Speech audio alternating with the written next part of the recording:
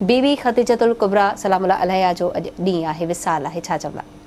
औज़ु बिल्लाहि मिनश शैतानिर रजीम, बिस्मिल्लाहिर रहमानिर रहीम, नहमदुहु व नुसल्ली अला रसूलिहिल करीम व आलिहिल अतहारे अजमईन, सिय्यमा बक़ियतल्लाहि अरवाहुनल फ़िदा, अल्लाहुम्मा सल्लि अला मुहम्मदिन व आलि मुहम्मद व अज्जिल फ़रजहुम।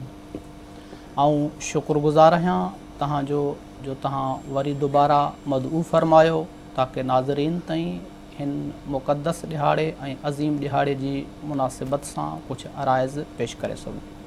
बिस्मिल्लाह। जनाब ख़दीजतुल कुबरा उम्मुल मुमिनीन जनाब ख़दीजतुल कुबरा जी अज़मत, उन जी शख़्सियत, उन जो किरदार, उन जी बुलंदी, उन जी रफ़ात आलम इंसानियत लाइ बिलख़ुसूस ख़वातीन लाइ दर्स आहे। बेशक थोड़ो आऊं इन ज़माने जे नबी मुकर्रम सल्लल्लाहु अलैहि वसल्लम जे ज़माने जे उन दौर जे हालात जी मंज़र कशी करण थो चाहियां। ज़रूर।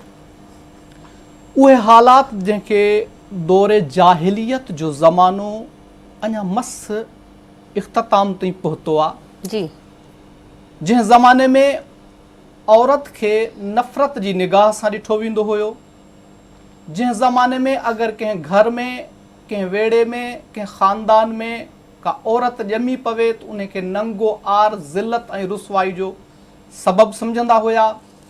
उन ज़माने में जिथे औरत क़ैदो बंद ऐं मुश्किलात ऐं मुसीबतनि खे बर्दाश्त करे रही हुई, उहो ज़मानो जंहिं ज़माने में औरत जो साह खणणु ॾुखियो हुयो, जी, उन टाइम ते हिकु अहिड़ी ख़ातून, हिकु अहिड़ी औरत, हिकु अहिड़ी निसा जेका आलम इंसानियत लाइ उसवो बणिजी वञे, उन खे ख़दीजतुल कुबरा चवंदा। सुभान